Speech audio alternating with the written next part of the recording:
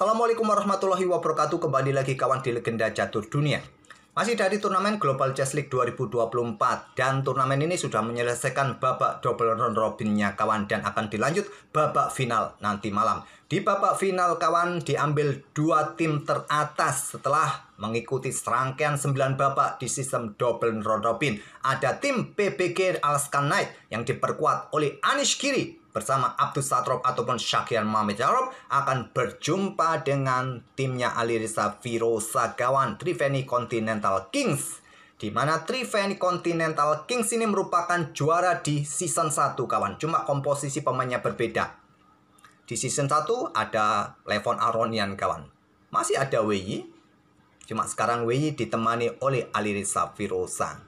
Cukup disayangkan bagi timnya Magnus Carlsen kawan, di mana tim Magnus Carlsen di babak 9 berhadapan dengan timnya Alireza Firoza. Walaupun di tabel kita lihat tim Magnus Carlsen mempunyai match point yang sama dengan timnya Alireza Firoza sebesar 18 poin. Cuma tim Magnus Carlsen kalah GP point kawan, game poinnya kalah. Magnus mempunyai poin 88 sedangkan tim Alireza mempunyai poin 99.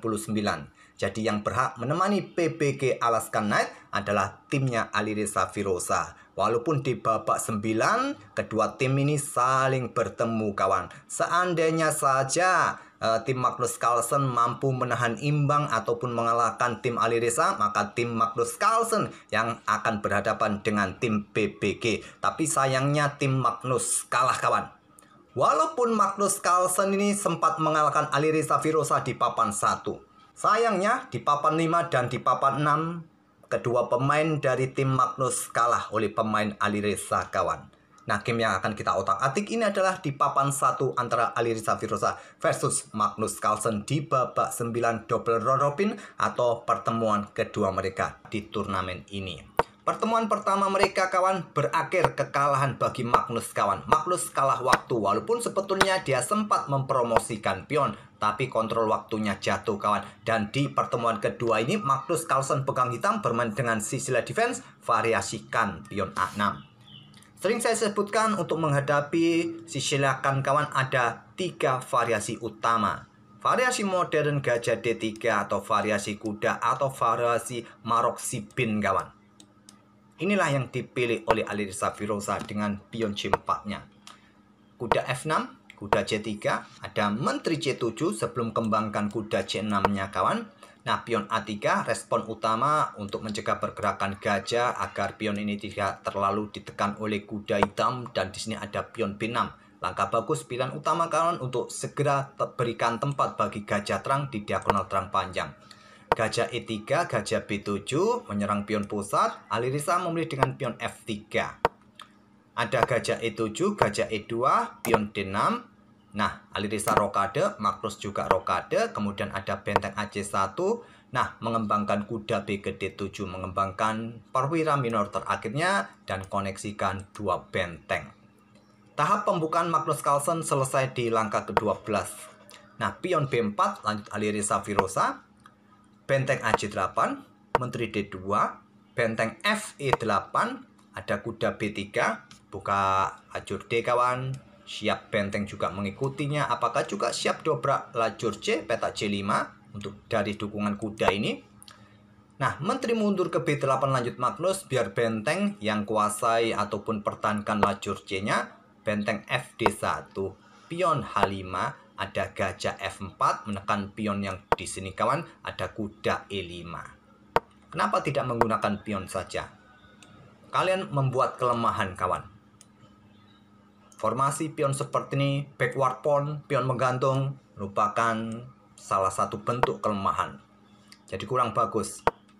Langkah bagus dari Magnus. Kalaupun sekarang tantangan Magnus ini diterima oleh putih kawan, ini kurang bagus buat putih. Walaupun terlihat hitam juga mempunyai pion yang double, tapi dengan 2 pion yang double ini cukup bagus di posisi center ini kawan. Kurang bagus buat putih untuk melakukan pertukaran saat ini. Alireza dengan kuda 4, gajah C6, kuda mundur ke B2, kemudian pion H4. Magnus terus dorong pionnya kawan untuk membuka posisi raja putih. Terlebih dahulu menteri E3. Kalau Stockfish kawan menyukai langkah pion B5. ataupun dengan langkah kuda ke petak D4. Alireza memilih menterinya ke petak E3. Kemudian kuda G6 serang gajah, gajah G5, disusul dengan pion B5. Di sini ada kuda D4 serang gajah, selepas gajah mundur kawan, dan Alireza melanjutkan dengan pion A3 untuk menghentikan laju pion di sisi kanan. Magnus melanjutkan dorong pion D5-nya menantang pertukaran. Stockfish menyukai pertukaran pion C pukul pion B5, tapi Alireza membebaskan pion C5-nya kawan. Nah, di sini menteri G3 langsung bisa dimainkan oleh hitam. Magnus dorong pion E5, ganggu kuda. Kuda F5, sikat oleh gajah, ambil balik oleh pion. Kuda F4 kawan. Nah, di sini Stockfish menyukai sikat kuda F4, tapi Alireza memilih ambil materi. Gajah ambil pion H4. Balasan Magnus dengan kuda G4. Cakep, pengorbanan sementara kawan, gantinya ya gajah H4. Gajah H4, garisnya miring. Pion F ambil kuda G4, gajah pukul gajah H4, lanjut Magnus, dan di sini Alireza menantang pertukaran. Kesalahan fatal dari Alireza Firosa kawan di langkah ke-29-nya. Langkah terbaiknya bisa angkat benteng, benteng C2, atau paling tidak gajah mundur ke petak F1 menghindari kuda. Tapi memilih dengan langkah kuda D3 yang menjadi masalah. Magnus mulai dorong pionnya, pion D4, menteri maju ke E4, baru kuda sikat gajah E2, ambil balik oleh menteri, gantian pion E4. Cukup bagus posisi Magnus Carlsen kawan di langkah ke-31. Magnus sudah dalam posisi kemenangan dengan keunggulan 3 poin kawan. Evaluasi dari engine ini. Kuda F2, gajah G5 siap direposisi kawan untuk mencoba ganggu ruang-ruang gelap ini. Magnus memilih dengan langkah menteri F4-nya. Ada benteng F1, Magnus melangkah menterinya mundur ke I5. Kemudian ada benteng CE1, dan Stockfish menyarankan salah satu benteng di lajur C ini digeser kawan untuk berikan dukungan di lajur D, tapi Magnus memilih dengan menteri D5. Kemudian ada pion G5. Di sini Alireza membuat langkah pengorbanan 2 pion kawan. Kira-kira mana yang kalian ambil? Ambil pion G5, pion E4 jatuh. Maksud hati Alireza ingin menjebak gajah kawan.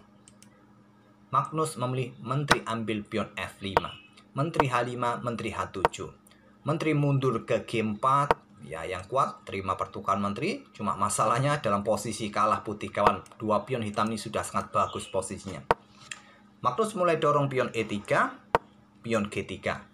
Pion ambil kuda skat. Langkah terkuatnya adalah gajah ambil pion G3 kawan. Selepas menteri ambil balik, dorong pion E2. Kalian mendapatkan benteng. Tentu kualitas kuda dengan benteng lebih kuat benteng. Kalian bisa unggul kualitas perwira dalam permainan endgame. Magnus memilih ambil kuda skat, ambil balik oleh raja. Kemudian menteri C2 skat. Raja mundur ke G1. Kenapa tidak diblokade? Ya tentu benteng bisa pukul benteng atau ambil pion skat terlebih dahulu. Repot kawan, kalian bisa kehilangan benteng. Raja G1 pilihan dari Alireza Firosa. Gajah ambil pion G5, menteri ambil gajah G5, benteng pukul benteng E1 ambil balik. Magnus mulai dorong pion bebasnya. Tapi yang perlu diperhatikan, Alireza juga punya pion bebas di lajur C. Lanjut, menteri F5, lanjut Alireza Firosa. Mulai slip kembali kawan. Kemudian benteng F8, Magnus Carlsen juga slip. Yang kuat di sini kawan, benteng D8 untuk dukungan pion di lajur D, menghentikan potensi menteri yang mengisi lajur D. Tapi Magnus mempertahankan peta F7-nya kawan. Mungkin yang ditakutkan adalah benteng F1. Kemudian benteng F1. Menteri C3. Menteri D5. Menteri ambil pion A3. Lanjut Magnus. Dan Alireza melanjutkan dorong pion C6. Kembali blunder, Magnus dalam posisi yang bagus sekarang. Apa langkah terbaiknya? Ada potensi remis di sini kawan. Pengorbanan benteng ini jika putih ingin remis. Nah, nanti kalian bisa melakukan skak lewat diagonal ini, geometri ini juga kawan. Ruang-ruang terang ini bisa kalian manfaatkan untuk melakukan skak-skak yang berulang-ulang. Remis kawan. Memilih dorong pion C6. Magnus ambil pion B4. Dorong pion C7. Magnus menteri C4 menantang pertukaran menteri. Ditolak menteri D7. Pion D2. Benteng D1. Dan di sini kawan, langkah kemenangan Magnus adalah menteri C1. Langkah kuatnya kawan, Magnus memilih menteri C5. Permainan kembali dalam posisi remis. Menteri C1 dan kalian bisa mendapatkan benteng. Ya, tidak mungkin mendapatkan benteng, tapi paling tidak nanti kalian akan tetap unggul 2 pion. Dan sudah tidak ada lagi pion bebas putih yang berbahaya, tinggal 1 peta. Magnus melewatkannya kawan. Padahal kontrol waktu masih banyak kawan, 1 menit 32 detik bagi Magnus. Langkah kemenangan ini sepertinya juga mudah untuk ditemukan. Kenapa Magnus Carlsen tidak menemukannya? Mungkin kurang ngopi atau gimana, nggak tahu admin ya. Ya itulah kawan, dalam posisi yang sepaneng, fokus, kadang langkah terbaik sulit untuk ditemukan. Menteri C5. Raja G2 kawan, menghindari skak ya. Di sini pion G6. Magnus sekarang yang slip kawan. Benteng ambil pion D2. Raja G7.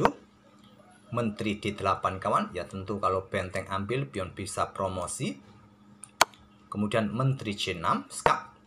Raja bergeser ke H2. Benteng E8.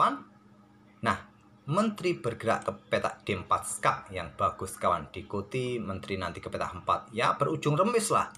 Alireza memilih pion H4. Sekarang Magnus dalam posisi menang kembali. Magnus melewatkan kembali langkah kemenangan itu kawan. Pion B4 dia pilih.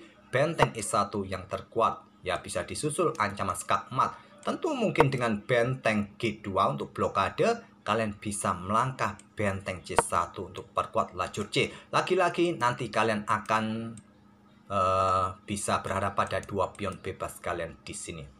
Putih sudah tidak mempunyai pion lagi nanti ke depan. Pion B4 pilihan Magnus. Pion H5.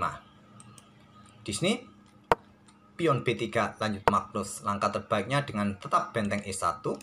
Tapi segera ingin promosi dengan pion B3 dan menteri D4 langkah terkuatnya. Memilih benteng F2. Pion pukul pion H5 lanjut Magnus. Menteri G5 skak. Dalam posisi remis sekarang kawan, menteri G6, menteri D8, menteri E6, ada menteri G5 lagi, raja bergeser ke F8, menteri C5, skak lagi kawan.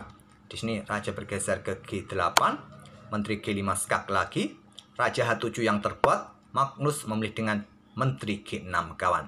Nah, silakan kalian pause video ini untuk beberapa detik dan coba temukan langkah terbaik bagi putih. Mengingat kontrol waktu Alireza tersisa 7 detik kawan, tentu langkah terbaiknya sulit ditemukan.